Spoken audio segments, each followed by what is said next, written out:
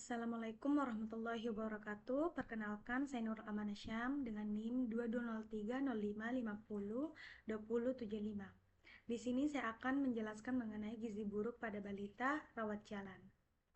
Adapun latar belakangnya, gizi buruk atau severe wasting dapat meningkatkan angka kesakitan dan kematian serta meningkatkan resiko terjadinya stunting.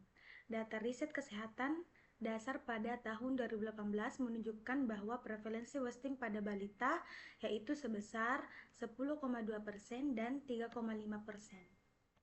Dan selanjutnya ada dua tujuan yang perlu dipahami.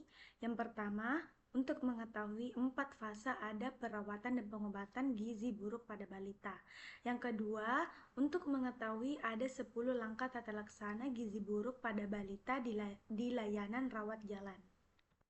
Baik, tata laksana anak gizi buruk terdiri dari 4 fase perawatan dan pengobatan. Yang pertama, ada fase stabilisasi. Fase stabilisasi merupakan fase awal perawatan yang umumnya berlangsung 1-2 hari, akan tetapi dapat berlanjut sampai 1 minggu sesuai kondisi klinis anak. Pemantauan pada fase stabilisasi dapat mencatat yang pertama tanda-tanda vital, yang kedua tanda-tanda bahaya derajat edema, asupan formula, dan yang terakhir frekuensi defeksi, konsistensi fekas, dan volume urin dan berat badan. Yang kedua ada fase transisi. Fase transisi adalah masa peralihan dari fase stabilisasi ke fase rehabilitasi dengan tujuan memberi kesempatan tubuh untuk beradaptasi terhadap pemberian energi dan protein yang semakin meningkat. Pemantauan pada fase transisi sama halnya seperti pada fase stabilisasi. Yang ketiga, fase rehabilitasi. Fase ini dapat diberikan di layanan rawat jalan maupun rawat inap. Fase ini adalah fase pemberian makanan untuk tumbuh kejar. Pemberian energis yaitu sebesar 150-220 kilokalori per kilogram berat badan per hari dalam bentuk F100 atau RUTV bertahap ditambah makanan yang sesuai berat badan. Umumnya berlangsung selama 2-4 per minggu. Kemajuan terapi dinilai dari kenaikan berat badan setelah fase transisi dan mendapat F100 atau RUTV. Pemantauan pada fase rehabilitasi dilakukan dengan mencatat asupan formula dan kenaikan berat badan. Dan fase terakhir yaitu fase tindak lanjut. Pada fase ini merupakan lanjutan pemberian makanan untuk tumbuh kejar dan pemberian makanan keluarga dan pemberian makanan tambahan pemulihan atau dengan singkatan PMPT. Baik, selanjutnya ada 10 langkah tata laksana gizi buruk pada balita di layanan rawat jalan. Langkah pertama ada mencegah dan mengatasi hipoglikemia. Semua balita gizi buruk beresiko mengalami hipoglikemia, yaitu keadaan kadar gula darah kurang dari 3 mmol per liter atau kurang dari 54 mg per desiliter. Jika fasilitas setempat tidak memungkinkan untuk memeriksa kadar gula darah, maka semua anak gizi buruk dianggap menderita hipoglikemia dan segera ditangani dengan memberikan 50 ml larutan glukosa yaitu 10% atau setara 1 sendok teh munjung gula pasir dalam 50 ml air secara oral. Yang kedua, mencegah dan mengatasi hipotermia. Hipotermia yaitu dengan keadaan suatu aksilar kurang dari 36 derajat Celcius. Sering ditemukan pada balita gizi buruk dan jika ditemukan bersama hipoglikemia menandakan adanya infeksi berat. Adapun cara mencegah dan mengatasinya, hipotermia dengan menghangatkan tubuh balita dengan menutup seluruh tubuh termasuk kepala dengan pakaian dan selimut. Langkah yang ketiga yaitu mencegah dan mengatasi dehidrasi. Semua balita gizi buruk dengan diare atau penurunan jumlah urin dianggap mengalami dehidrasi. Pada dehidrasi ringan atau sedang, tetap upayakan memberikan terapi rehidrasi oral. Apabila tidak mungkin secara oral, Cairan diberikan melalui pipa nasogastrik sampai anak bisa minum. Cara mencegah dan mengatasi dehidrasi, beri rehydration solution for malnutrition atau dengan singkatan Resomal yang terbuat dari oralit yang diincerkan gula pasir, larutan elektrolit, atau mineral mix dan air. Yang pertama, oralit. Pemberian oralit pada anak gizi buruk harus diencerkan 2 kali agar kadar natrium menjadi lebih rendah untuk menghindari terjadi retensi air, edema, dan gagal jantung. Yang kedua, gula. Gula diberikan untuk menambah energi dan mencegah hipoglikemia.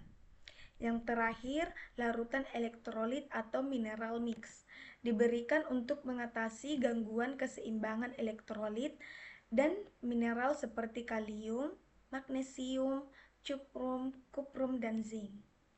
Adapun catatan yang perlu diperhatikan, balita yang tidak gizi buruk diberikan zinc setiap diare dengan dosis. Untuk usia kurang dari 6 bulan diberikan dosis 10 mg atau setengah tablet setiap hari. Yang kedua, sama besar dengan 6 bulan atau usia yang minimal 6 bulan atau lebih tua diberikan 20 magnesium atau 1 tablet per hari. Pemberian zinc diteruskan sampai 10 hari walaupun diare sudah membaik. Hal ini dimaksud untuk mencegah kejadian diare selanjutnya selama 3 bulan ke depan. Langkah yang keempat yaitu memperbaiki gangguan keseimbangan elektrolit. Pada anak gizi buruk terjadi gangguan keseimbangan cairan, elektrolit, dan mineral. Untuk mengatasi gangguan keseimbangan elektrolit tersebut, diberikan mineral mix yang ditambahkan ke dalam formula WHO yaitu formula 75, formula 100, dan resmol. Tata laksana dalam memperbaiki gangguan keseimbangan, yang pertama, untuk mengatasi gangguan elektrolit diberikan kalium yang sudah terkandung di dalam larutan mineral mix yang ditambah ke dalam F75, F100, atau resmol. Yang kedua, gunakan larutan resmol untuk rehidrasi. Baik, langkah selanjutnya yaitu mengobati infeksi. Balita gizi buruk seringkali menderita berbagai jenis infeksi, namun sering tidak ditemukan tanda atau gejala infeksi bakteri seperti demam. Karena itu, semua balita gizi buruk dianggap menderita infeksi pada saat datang ke fasilitas kesehatan dan segera diberi antibiotik.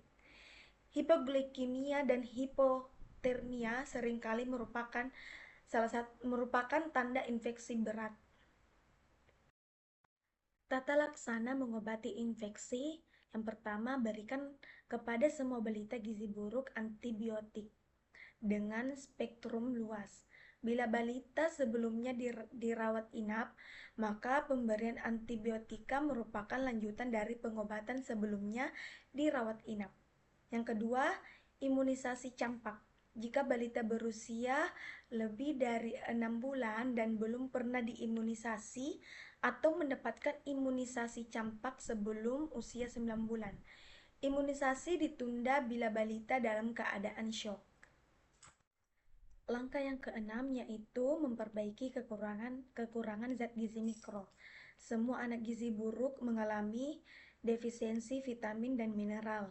Meskipun sering ditemukan anemia, zat besi tidak boleh diberikan pada fase awal yaitu fase stabilisasi dan transisi. Zat besi baru diberikan setelah anak mempunyai nafsu makan yang baik dan mulai bertambah berat badannya. Yang ketujuh, memberikan makanan untuk fase stabilisasi dan transisi. Tata laksananya yaitu diberikan untuk anak gizi buruk di layanan rawat inap. Yang kedelapan, memberikan makanan untuk tumbuh kejar. Ada fase rehabilitasi terjadi replesi atau pemulihan jaringan tubuh sehingga diperlukan energi dan protein yang cukup. Diberikan energi yaitu 150 sampai 220 kilokalori per kilogram berat badan per hari. Protein yaitu 4 sampai 6 gram per kilogram berat badan per hari. Langkah yang kesembilan yaitu memberikan stimulasi untuk tumbuh kembang. Stimulasi yang diberikan secara bertahap dan berkelanjutan sesuai umur anak terhadap 4 aspek kemampuan dasar anak, yaitu kemampuan gerak kasar, kemampuan gerak halus, kemampuan bicara dan bahasa, serta kemampuan sosialisasi dan kemandirian. Stimulasi terstruktur dilakukan secara intensif setiap hari selama 15-30 menit. Baik, dan langkah yang terakhir yaitu mempersiapkan untuk tindak lanjut di rumah. Persiapan untuk tindak lanjut di rumah dapat dilakukan sejak anak dirawat inap, misalnya melibatkan ibu dalam kegiatan merawat anaknya. Kriteria sembuh dari gizi buruk apabila BB per TB atau BB per PB lebih min 2 standar deviasi atau lila lebih dari 12,5 cm dan tidak ada piting edema bilateral. Bila balita keluar dari layanan rawat inap setelah sembuh atau sesuai kriteria yang tersebut, maka dianjurkan untuk kontrol teratur setelah pulang, yaitu 1 kali seminggu pada bulan pertama, 1 kali 2 minggu pada bulan kedua, selanjutnya 1 kali sebulan sampai 6 bulan atau lebih. Selain itu, dianjurkan juga untuk melengkapi imunisasi dasar ataupun ulangan sesuai program PPI atau program imunisasi. Baik, sekian dari saya. Wabillahi taufiq wal hidayah. Wassalamualaikum warahmatullahi wabarakatuh.